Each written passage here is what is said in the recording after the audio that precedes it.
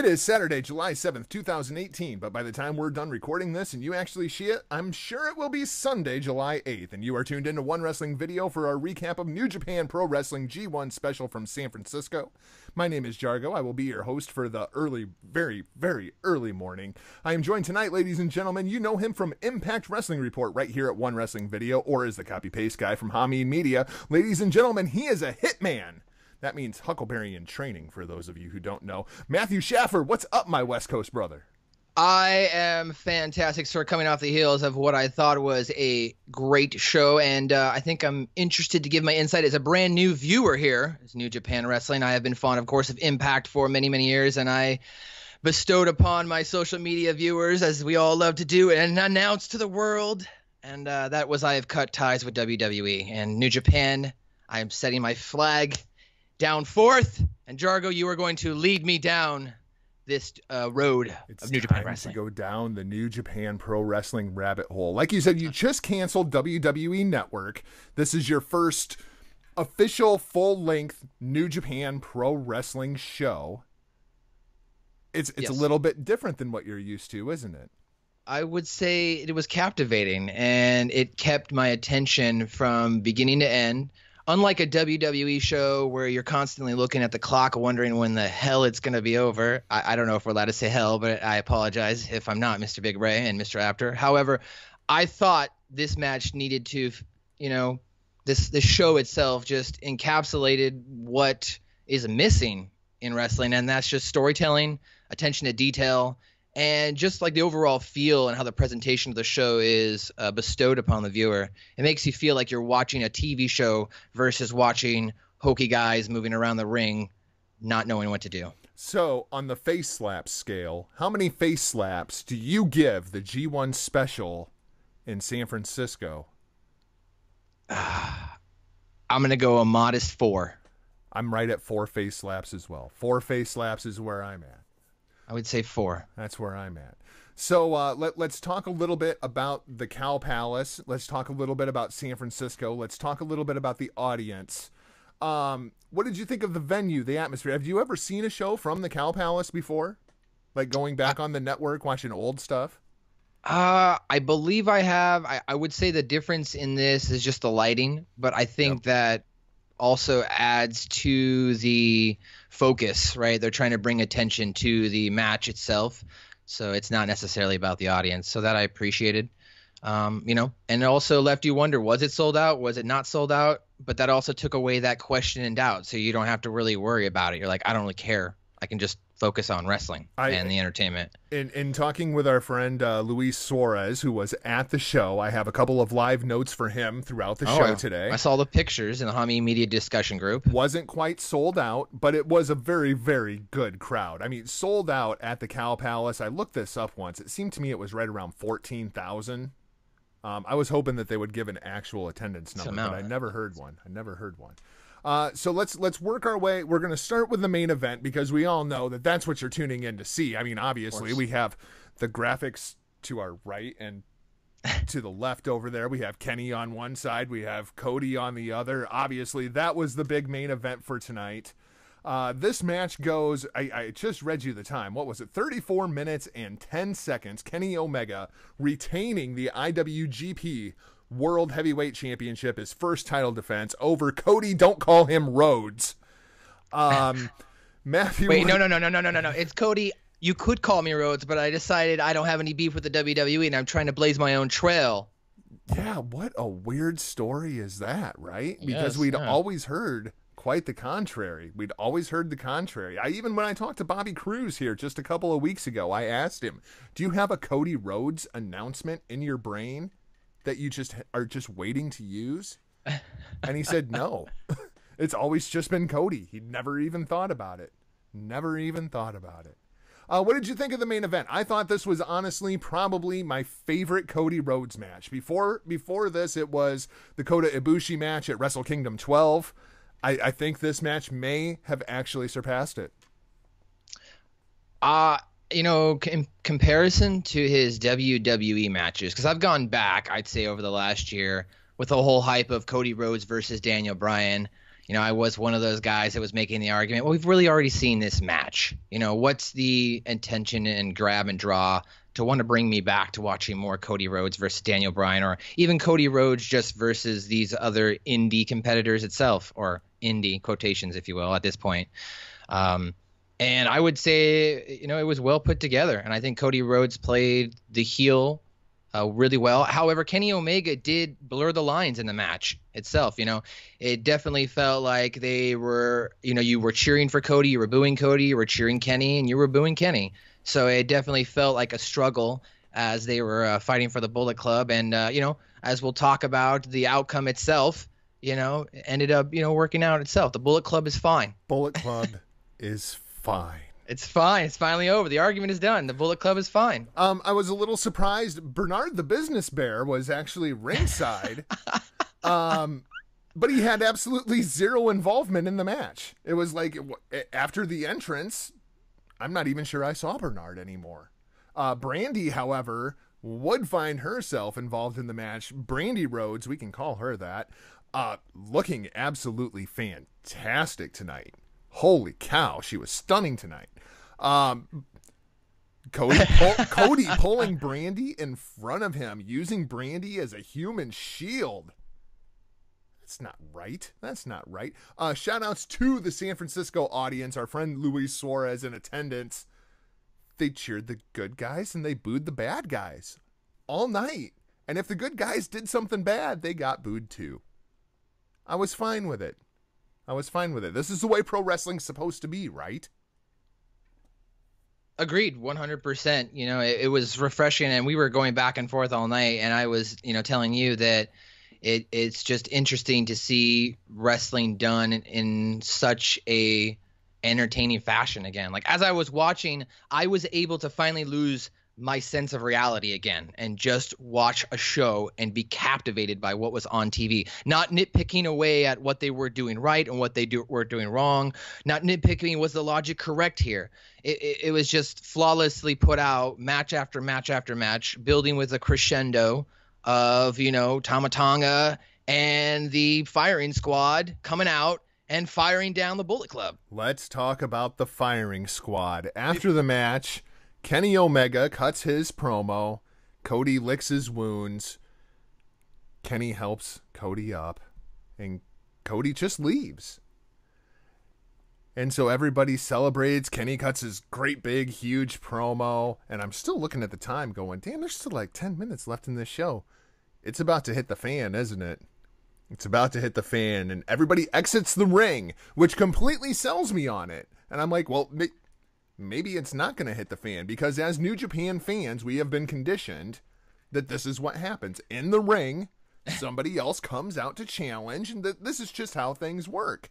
Right. They get all the way back up to the top of the entrance, and out come the Gorillas, along with King Haku, and there's a too sweet, and everybody's happy, and everybody's overjoyed, and the Elite turn around to pose one more time for the fans, and then it hits the fan. The Tongans make a statement. Off come the Bullet Club shirts. Hashtag firing squad. What the hell is going on here? Has Tama Tonga just completely lost his damn mind? Well, you really weren't telling me throughout the night how much of a loose cannon this guy is, and it seems to be that crazy. It seems to be that's the character that he is continuing to portray. I liked it. It gives me a reason to want to watch the next show, and I think that's what was the big thing they were trying to probably at least grab the American audience to do. Hey, come back and watch on the New Japan World Network. You know what I mean? So if that was what they were trying to do and continue to, build along this divide between the Bullet Club, or I guess they're not part of the Bullet Club anymore. I don't know what you want to call them. I think it's safe to say that the Gorillas and King Haku have left the Bullet Club. Okay. Actually, it seemed as though in their minds they fired everybody. They fired everyone else. So they fired everybody because they were still saying Bullet Club. And this they had the BC Bullet Club, and they had the BC still on the shirts. My biggest question is, what's Bad Luck Fale think of all this? Bad Luck Fale was nowhere to be found tonight. He's an OG too. Whose side is Bad Luck Fale on? And do you really want to be on the other side of Bad Luck Fale, who has lost a whole bunch of weight and is moving a whole lot better? He is going to be fired up for the G1. I can't wait for that. But what would you say if I told you that immediately when this happened, I jumped on my fire-breathing Google machine? We are going to get this match Saturday, July 21st at Korakuen Hall as part of the G1 Climax Tournament. Tama Tonga will be taking on Kenny Omega one-on-one 2 weeks from today. Wow. What a great build. That's a great bleed right into the next show itself. Bullet Club is fine. Bullet Club is fine. Hey, before we move on, let's point out one misstep, the biggest misstep of the whole night. Cody Rhodes is out there. Oh my God, the table. The table. Oh my gosh. Poor Cody Rhodes. Oh my gosh. He's going to feel that one for a couple days. For a couple days, he's going to feel that one. Yeah, that table did not flex at all. For those, if you did not see it, there is a table set up outside the ring, very, I don't know, maybe halfway through the match, and the action goes back in the ring, and you kind of forget that the table is there, which is what really makes the whole damn thing, right? Yeah, no, it definitely does. Kenny Omega sets up Cody, don't call him Rhodes, for a powerbomb. Over the top rope, to the floor, Ouch. Through a table. The only problem is when he threw him, I saw this on the replay, he threw him a little too far to the right. So when Cody landed, he landed right on top of where the leg braces the table. Table didn't break. Table did not break. Cody just flopped off of it. Oh my God. Was horrible. Did you see Matt Jackson and how fast he was on him? He was on. Are you okay? Right. And one thing that we have to point out, one thing that we absolutely have to point out, and Chris Jericho brought this to my attention, and ever since then it's been bugging me. I love Red Shoes, but Red Shoes is the worst official in the history of professional wrestling. This was not a no disqualification match. This was not a hardcore match. I was confused about that. Yeah, I mean, Red Shoes just let him go, and then he just stands there and he goes, get him in the ring, Red Shoes. My question I kept thinking to myself was, okay, so this is just like every other professional wrestling main event, no disqualification. Never bothered me until Jericho pointed it out, and now it just bugs me. Red Shoes and Tiger Hattori are the two worst officials in the history of professional wrestling. Hopefully we can get Todd Sinclair in the next one. For Cody versus Kenny, the next one. I want Todd Sinclair. Anything else to say about Kenny versus Cody right now? No, I think it wrapped it up. I think that the Young Bucks maybe made their presence a little bit too much in the match. I don't think I needed to see so much of the Young Bucks. We had already seen them, in a match earlier. And I liked how much Young Bucks we got, because the Young Bucks' role in this match almost seemed like they were asking Kenny, when is enough enough? Like, we're on your side here, but dude, Cody's still our friend too. I think that was kind of the message that was going on here. And it seemed as though there was a couple of times that Kenny could have finished off Cody and didn't. Until finally he just put him out of his misery. Yeah, I don't know. I just I would have liked to have seen just more of the Young Bucks letting Kenny kind of go, letting them just take each other out. If they were really going to let it settle more, because it's still there was some viciousness I felt from both guys in the storytelling and what they contributed, but I just wanted to see more. I wanted to see more of that emotion and more of the physical, I guess, is what I wanted. I just wanted to see more viciousness. I wanted to see people. I wanted to see blood, Jargo. I wanted to see blood. So now I guess the biggest question regarding Cody Rhodes, was this an official babyface turn for Cody as a character? It's hard to say no, right? I do. I mean, or he could play it both ways, right? I mean, he could be a babyface in New Japan and a heel in Ring of Honor. I mean, there's always that, right? I just don't know if it works. I don't know if that works. Bret Hart could do it in Canada, Yeah, but we didn't have the access that we have now, and it's Canada. It's Canada. You be nice. Impact's from Canada.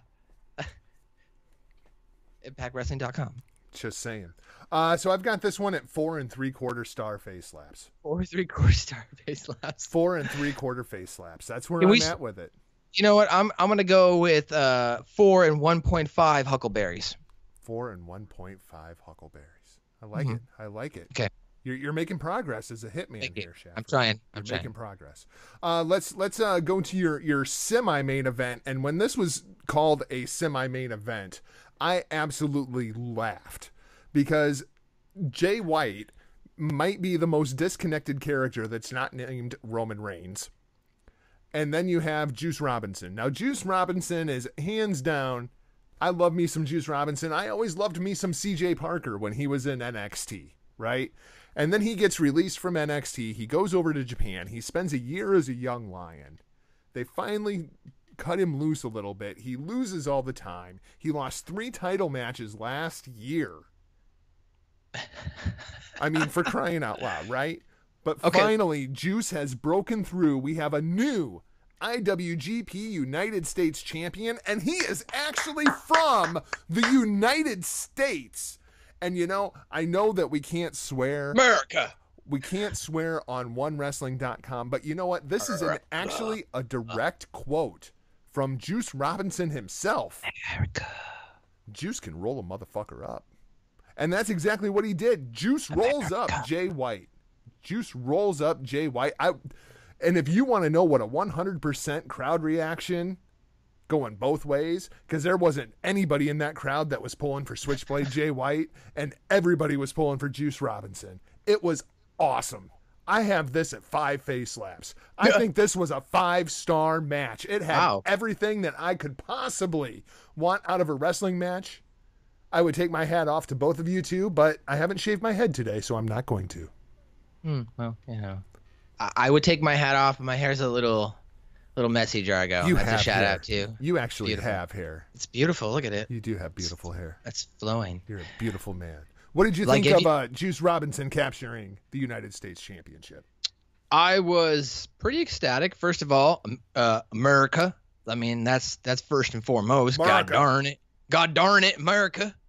Sparklers on my nipples and bald eagles flying out of my ass. Juice Robinson. God bless him. I thought the match, like as you put it, was a 5 face slap caliber rating.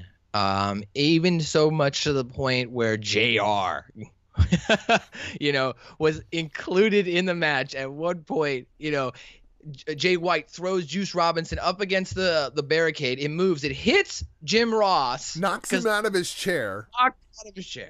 And I'm still not sure if this was a work or a shoot.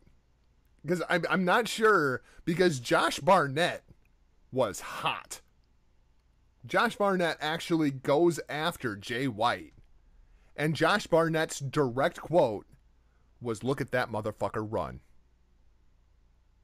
I mean, he looked straight into the camera and said he was hot. You don't do that to Jim Ross in front of Josh Barnett, and I would not want to be Jay White if Josh Barnett comes looking for me after the show.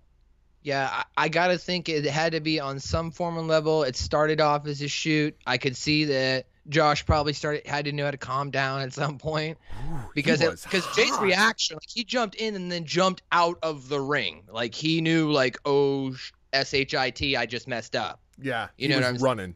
He was running like a scared little girl. That wasn't the bad guy that we were seeing play his character at that point. No. And boy, if he didn't have heat before, which he did, he certainly did after that moment. Because that crowd was hot at Jay White. I mean, the line of the night, though, came, from Jim Ross, who's just upset at the fact that the refs can't get control of the match. It says, quote, "The refs need to get their shit together." I've never heard JR use an ounce of profanity or vulgar or any form of television broadcast. I've heard him on his podcasts or in interviews, but never on actual television. You know, have you heard JR just, drop some cuss word there for you? I thought this match was over. I thought Jay White was going to retain. And out of nowhere, Juice Robinson rolls him up. That was raw emotion from an entire crowd of 10,000, 11,000, however many people were there. That place exploded for Juice Robinson.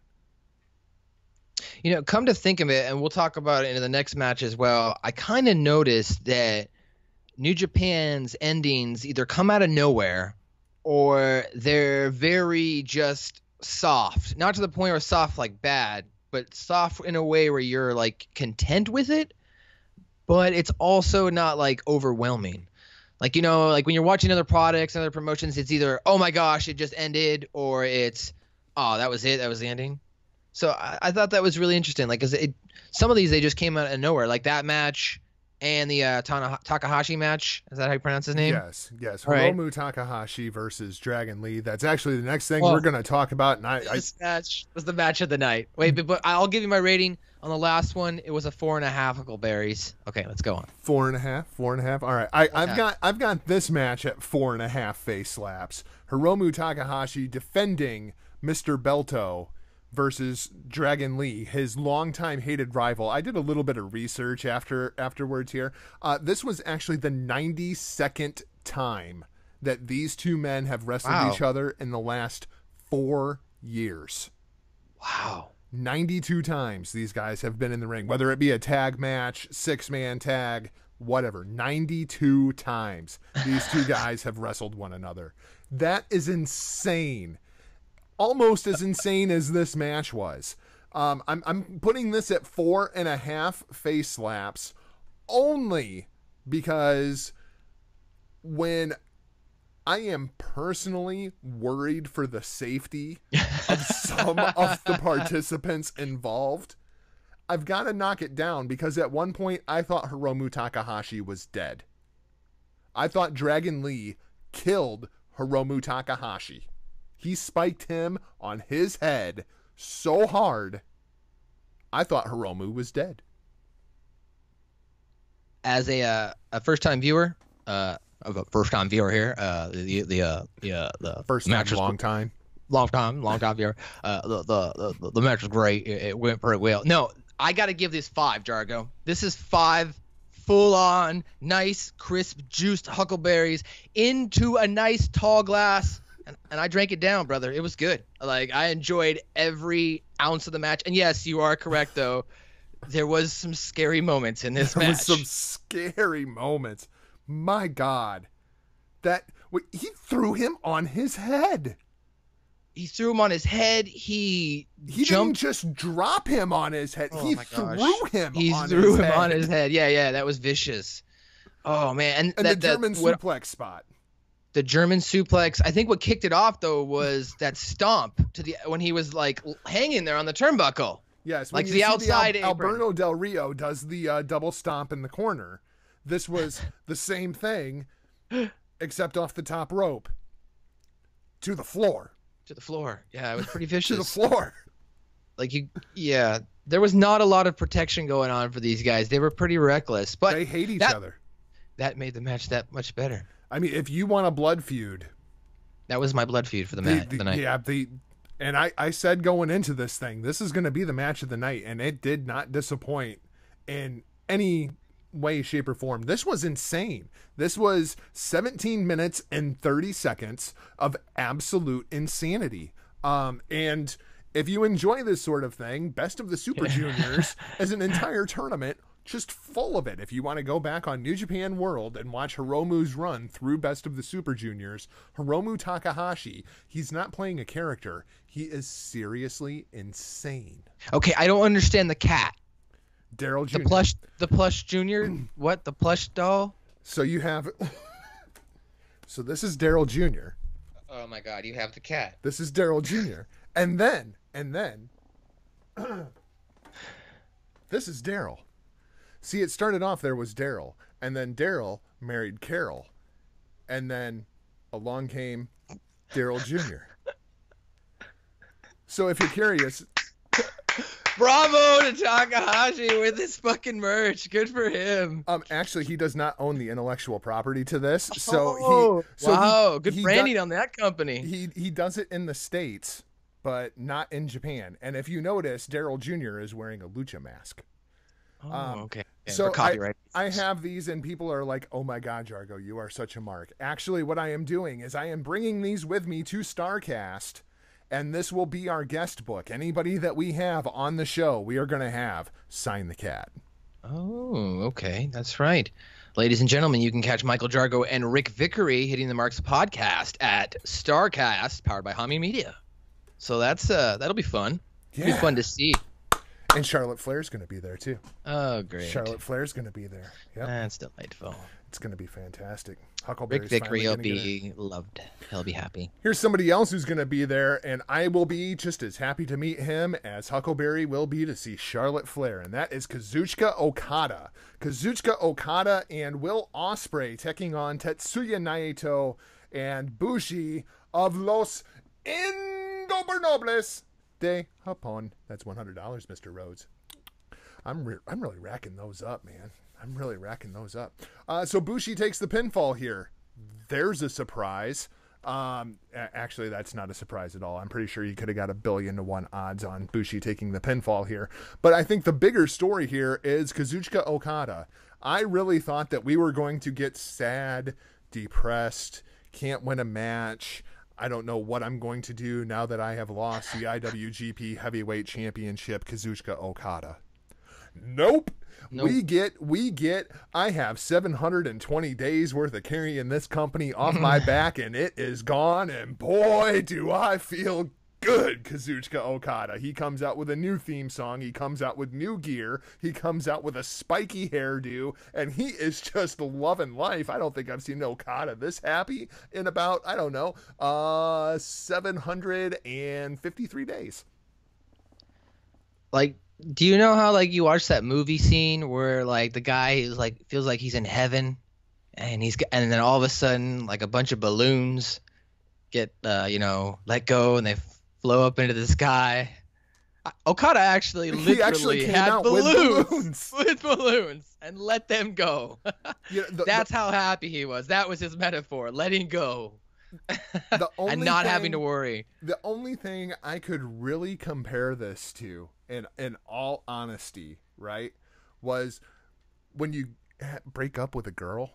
Oh. Right? And when you break up with a girl, sometimes you get, I'm super sad and depressed, and I just want to lay in bed, and I don't even want to get out of bed.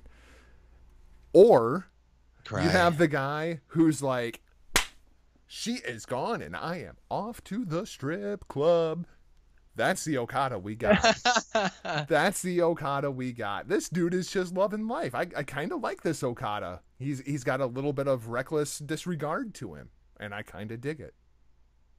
Let me ask you, as a fan, how do you get over when the champion just loses and doesn't get his rematch? Like he's just done. Like what? Tell me a little bit about and for maybe new viewers of New Japan, how did this start, and why is this such a time-honored tradition that they continue to, uphold? Okada might get a rematch. He might get a rematch. I mean, after having it for 700 plus days, right? Why didn't he just get an immediate rematch? Why didn't we see him tonight? Shouldn't that have been Okada, Omega 5, 6, whatever it is now? No. All Okada has to do to get a rematch at the IWGP Heavyweight Championship, it's real easy. All he has to do is win the G1. G1, yeah, that's all he has to do. All he has to do is win the G1. That's it. That's it. Yeah. Good luck with that. Personally, I think we're gonna get Okada and Jericho. I think we're gonna get that probably King of Pro Wrestling. That's kind of where I'm at. I want to see Okada and Jericho. I think that'll be fantastic. Do you think any of the major players get moved from New Japan over to any of the bigger production promotions in the next year or so? Not until after Wrestle Kingdom. Until after Wrestle Kingdom. Okay. Wrestle Kingdom. That's yeah. We'll have that conversation in January. I also thought that it was very interesting that this was the first match coming back from intermission, which kind of caught you off guard. Evidently, you are not used to intermission. I was not. That was really nice. That seemed very, Japanese, seemed very classy. Very polite. I don't like how they ring the bell to give you a couple-minute warning that it's time to come back to your seat now. Yeah, you got to come back, get relaxed, get ready, and get ready for the second act, the show. They definitely make it feel like an actual show versus where you just come there and lose your crap and mark out over your favorite wrestler and try to take over. We know we've had 2 really good matches in a row, but here's a really, really crappy match so you can go get beer. Oh, yeah. Yeah. No, there was none of that. There was none of getting up and having to go do other things or falling asleep, which I found myself doing a lot of that over the last year or so while I was watching wrestling, just over and over, no matter what it was, no matter what time, day or night. It was better than NyQuil watching WWE. That should be the slogan to seniors. The senior citizens, that's how they should, put them to sleep at night. I like it.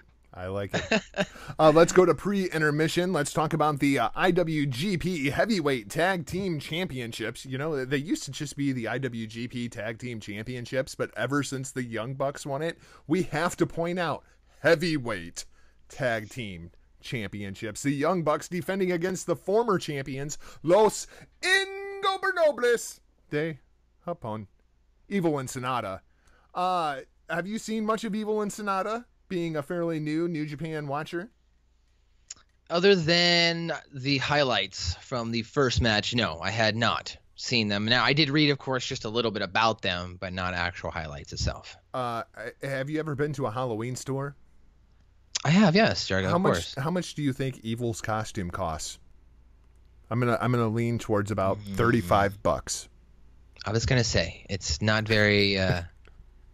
It doesn't leave much to the imagination, does it? No. I always wondered how in the world were you gonna turn a guy named Evil babyface, but somehow in Japan they figured out how to do it. Nothing like hearing 10,000 people chanting Evil. It's right. One of the greatest things I've ever seen. So what did you think of the Young Bucks taking on Evil and Sonata? This match goes 16 minutes, 22 seconds. I've got this at 4 face slaps. I like the Young Bucks, and I think that they continue to put on good matches. Obviously I'm not going to sit here and be like the wrestling is bad because I'm not a wrestler myself. The only thing I could have done without was the worm sharpshooter spot. That was a little too Ring of Honor Young Bucks for me. Normally you get a more serious Young Bucks in New Japan, and that was a little too Ring of Honor Young Bucks for me. That was playing to the California crowd. That's what that was. Yep, very much. It's that California schmarky crowd. And I'm from California, okay? I grew up there the first 16 years of my life. And I can honestly say, I will tell you right here, with you, Jargo, that I was one of those schmarks at one point in my life, okay? So as someone who had to break through that threshold, I get how they had to play to it. And, having, of course, to finish with the Meltzer driver. So, of course. You got to, of course, Meltzer in the crowd. Brian and did you see that one of them walked in on their meet and greet or teleconference Q&A while they were there? No. It was either today or yesterday. I saw it was on Instagram, social media. I think Matt walked in and made an appearance on their podcast. I saw a picture of Hiroshi Tanahashi with Dave Meltzer, and Meltzer looked like such a mark. He looked like such a mark in that picture. It was kind of funny. It looked like he looked like he wanted his hair is what it was. Like people have an obsession with his hair. Like I don't get it. I have long hair and I think it's beautiful, but I don't want other people's hair. Yeah, but it's not Tanahashi beautiful. If I clean it up, bro, I'll take a picture. I'll show you. It's Tanahashi beautiful. Let's not get carried away. How many huckleberries are you giving the Young Bucks versus Los Ingobernables de Japón? 3.78. 3.78 huckleberries. I don't want to know where the 0.8 huckleberry came from. Let's talk about the never open weight championship. Hiroki Goto defending his championship against the monster Matanza Cueto. I mean Jeff Cobb. Jeff Cobb. Beast. Have you seen much Jeff Cobb? I've seen a couple of his indie matches just based on you guys, you and Mr. Vickery, talking about him over the last year or so, every now and then. And He was very impressive. If only Jeff Cobb could learn how to talk. Yeah. He does not cut a very good promo and get away with the server dude hand signal. Brother. Yeah, bro. Godo defends the title here, 12 minutes and 22 seconds. I've got it at 3 face slaps. It was good. But I mean, it's a Hiroki Godo match. He's the Roman Reigns of New Japan Pro Wrestling. There, I said it. He's the big dog. He's the big dog. He's the warrior. He's the furious warrior, Hiroki Goto. And I like that New Japan opens up by utilizing like stars. Like they just don't get rid of these guys. Does that make sense? Like it seems like they're not cast aside. Like there's always a space as long as they can go. Yeah. But Hiroki Goto just he's a legend. Yeah, so they like us to believe. I mean, he is truly, in my mind, he is the Roman Reigns of New Japan. I mean, they just push him and push him and push him, and the fans say, nope. And so they're like, okay, we're not going to push him. And then out of nowhere, they start pushing him and pushing him and pushing him, and we really like Godo. We really like Godo. And the fans say, nope. They're like, when will you people like Godo? Never. We're never going to like Godo. Never gonna like Godo. Okay. Yep. Why do you think? I mean, tell me why won't you ever? Is it just because they're forcing him? Because CM Punk said make Godo look strong. Oh my gosh, really? Make Godo look strong. Okay. Oh my gosh. I can't even say that with a straight face. It's such a hashtag fake news. I'm so not conformist. I'm not going to conform to that. I don't know what it is, man. There's just something missing about Godo. He just does not connect with the audience on any level. He's got a good look. He's got a good moveset. The guy works his rear end off. He just cannot make anybody care. And there is a talent to that. There is a talent to that. Here's 2 guys who absolutely have pulled it off. Kushida and Hiroshi Tanahashi. Yeah, no, it's true. On this show, they take on Hangman Page and Marty Scurll, who also seem to have that it factor. I think Hangman and Marty both. The future is very, very, very bright. And obviously, Kushida is a legend, and Hiroshi Tanahashi, of course, is the John Cena of New Japan Pro Wrestling. He carried them through the dark times. Go Ace. Love me some Tanahashi. I agree with everything that I'm just not a big Marty Scurll fan myself. Not a Marty Scurll fan. That is blasphemy. No, I can't do it. I can't get into his shtick. I'm going to have to write this down. I'm sorry, sir. I apologize. Look, okay. Mark. He can't sing, okay, first of all. Okay, his rendition of Complicated is beautiful. No, he can't sing, Jargo. Let it go. Let it go. Let it go. I would love to hear Marty Scurll sing Let It Go. Well, I bet you it would be beautiful. He was a big pop star, you know. Bye. That's what happened. Big pop star. I'm not a big fan of Marty Scurll. I'm not saying he can't contract. wrestle. Obviously, he's good in the ring. He knows what he's doing there. I thought he worked really well in the match. I just meant his character when he delivers and talks. I don't know. It just doesn't do anything for me. You need to go back and watch some of his old Progress stuff. I will give you, at this point, where Marty Scurll is at this point in his career, he's almost become a parody of Marty Scurll. Because all I've gotten for the last 40 episodes of BT is comedy Scurll. So I haven't seen bad guy Scurll. That's all everybody's been talking about is this guy's great. And I'm like, well, he's good in the ring, but I haven't seen what makes this guy a villain. I haven't seen anything that makes this guy a villain, if you will. I will find some of the old Progress promos and I will send you those. When there were 3 certainties in life: death, taxes, and Scurll beats Ospreay. I guess we'll see. Fantastic. What do you think of Hangman Page?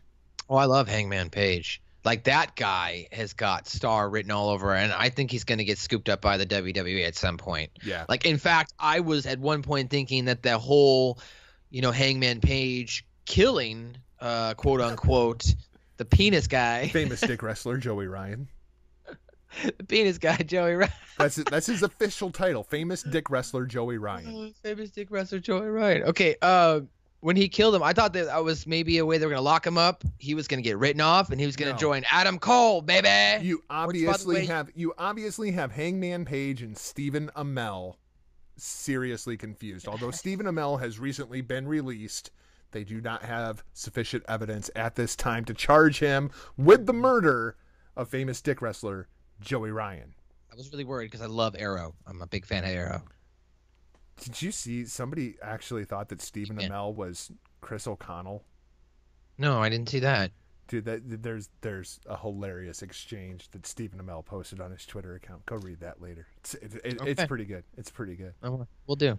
But yes, Hangman Page himself. I think he's, portrayed really well in both Ring of Honor and in New Japan. So if they just got to continue to produce his character, lock him down, don't let him leave. Because that's definitely a pillar, cornerstone that any company for the future can build around. He just looks like a 90s kick-arse wrestler, doesn't he? He looks like that guy that should have been in the 90s. Like, if he had come out of that, you would have been like, yeah, that guy was a legendary wrestler. It's just a matter of time. I think both of these guys are going to find their way to NXT. I think it's just a matter of time. The guy that I really wish WWE would pick up for one match. Just take away? Oh, okay. I want to see Hiroshi Tanahashi versus John Cena. Ooh. At WrestleMania.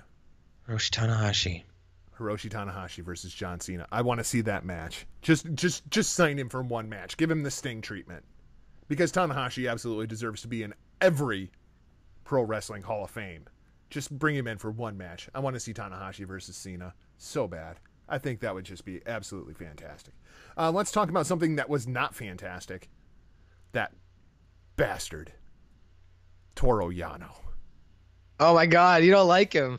Oh, I hate Toru Yano with a passion. If you listen to Hitting the Marks, hittingthemarks.podbean.com, you will hear me in my hatred for Toru Yano. I am actually going to save my Toru Yano rant for Monday in the locker room when I can use all of the words that I want to use to explain this match, because there's a lot of 4-letter words. Not suitable for work. Yes.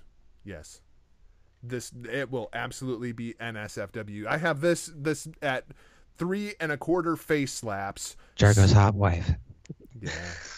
Yeah. Who does the intro? Yeah. Okay. I thought Ishii and Suzuki was fantastic. I enjoyed Suzuki and Sabre when they were just beating the ever-loving crap out of Toru Yano, because Toru Yano deserves it. And then no, he does not. I liked Toru Yano. I liked him. Okay, no, you may have to use expletives, but I liked this guy. You want to talk about a guy? Okay, as an American viewer, he came out and he was able to have character without saying one word. You know what his DVD? You like the called? cat guy, but you don't like the guy that actually comes out and dances and looks like a character itself? You know what his DVD is called? Oh. His DVD, when translated, is literally called I Don't Know the First Thing About Pro Wrestling. That's great. He's a parody of a parody. He is a horse's... You almost got me. I hate Toru Yano so much. Please stop cheering Toru Yano. He's great. America, please. I'm telling you, if you think about it, if someone just was flipping the channels tonight and they saw that guy and they saw him coming down in the ring, they'd be like, oh, that's funny. Okay, cool. Like, that guy's from Japan and he's like, doing Japanese things. Yeah, you know what? America. You know what? We will have this conversation again. And after you have seen this shtick at every Japanese show, after you have seen this shtick throughout the G1 tournament, and once you see Toru Yano pin somebody like Kenny Omega in the G1, because that's his gimmick, he will win one match in the G1. One. And you don't know which one it's going to be, but he's going to win one. I hate Toru Yano. I hate him so much. Whose gimmick is worse, his or the Perfect 10? Which gimmick is worse? Mm-hmm. I think Toru Yano's gimmick is worse. His gimmick is he can't wrestle. That is literally his gimmick. I mean, he is basically Shinsuke Nakamura. All he does is punch people in the dick. Hey now. Yeah, that was a low blow. See Hey what I did now. there? See what I did there? I'll let you like how I let it waft. Oh. This match actually. What do you say about Suzuki and Ishii? I mean, at a certain point, I thought I was watching a boxing match. It was pretty brutal. Those like slap after slap, they just went back and forth for a good 60 to 90 seconds. Like, and you didn't know when it was gonna stop. And that was really cool to me. I was like, wow, these guys are just really beating each other up here. It's physical. It's very physical, very strong style. These two guys have literally beaten each other up on 4 continents in the last month. In the last month, Suzuki and Ishii have beaten each other up on 4 continents. They are taking this thing worldwide. Whether it's Australia, whether it's the UK, whether it's Japan, whether it's North America, they don't care. They're going to beat each other up. Because that's what they do. They beat each other up. And then they beat up the Young Lions, who try to get them to stop beating each other up. They beat up Toru Yano and Zack Sabre Jr. because they happen to just be at ringside and get in the way. Minoru Suzuki is terrifying. He's a very scary man. He's a very scary man. Like when you look at him, you don't know if he's old, you don't know if he's young. He's just one look. He's scary. 30 years he has been reigning terror all over the Japanese professional wrestling world. And I would have said maybe 15 if you look at him. Like, he doesn't look that much older, than 35, even 40. Do you know much of the history of Minoru Suzuki? No. You should read his Wikipedia page sometime. Minoru Suzuki tapped out Ken Shamrock in an MMA fight. Oh, goodness. Twice. Well, then. That's a legend in himself right there. Yeah. I mean, I knew he was legendary just based on the name alone, the name value, of course. Yeah. Don't mess with Suzuki.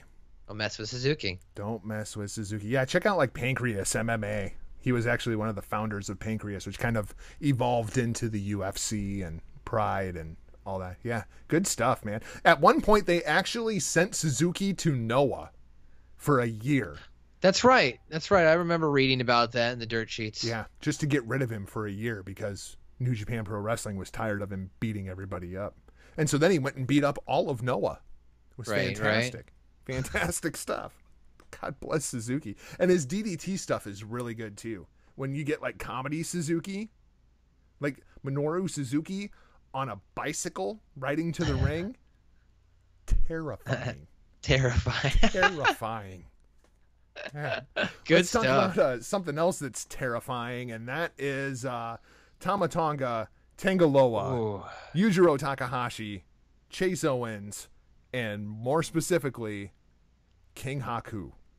On this show, they beat up the Chaos team of Rocky Romero, Sho and Yo, Roppongi 3K, Godo, and Yoshihashi, the Bon Jovi of New Japan Pro Wrestling. King Haku, at 59 years old, still the toughest guy in the ring. Still. King Haku is a monster. I mean, point blank, tonight was a night about them. Tongans over strong. Yeah, from the beginning match to the end match, from opening to end, essentially that's what you were left thinking, wow, the Tongans over strong. I thought that was a nice little touch to actually bookend the show with the Tongans. When I think of the G1 special in San Francisco 2018, Tongans over strong. Tongans over strong, man. That's what you walked away with. They took a giant, middle finger to the WWE and said, okay, we've got our own Samoans here. We'll show you. Oh my God. Could you imagine? And my oldest daughter, Sydney, actually pointed this out. The last shot that you see of the Tongans as they're walking away, they do the shield fist bump with 2 sweets. I saw that, right? Yeah, the upside down 2 sweets. The upside down 2 sweet shield fist bump. I guarantee you give me Seth Rollins, Dean Ambrose, and the big dog Roman Reigns on one side of the ring, and you give me Tama Tonga, Tangaloa, and King Haku on the other, I know which one my money's on.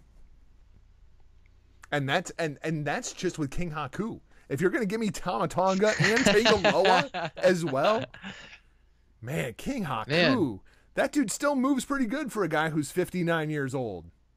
I thought so too. Yeah, I mean, he was laying down some pretty vicious boots down when the guys were just laying on the ground. Even like later on in the night when they were beating down the Young Bucks there. Like if you notice, the Young Bucks were just getting beaten down by King Haku. I think at a certain point, Matt Jackson just kept going at King Haku just so that he could say that he got beat up by King Haku. Yeah, right, exactly. You know, like I feel like that was a bucket list kind of thing for Matt Jackson. Unintended. That's what we do. That's what we do here at One Wrestling Video. The One Wrestling Video Review. Brought to you by Michael Jargo here. Yeah. And me, Mathew Shaffer. It's like 1 o'clock in the morning. We're a little goofy. Well, for you, it's 1. You know, it's only 11 for me.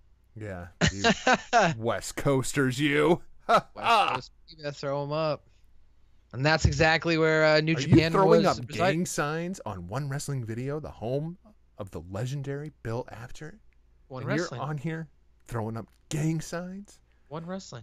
Dude, that almost looks like the Undisputed Era gang sign that you're throwing up there.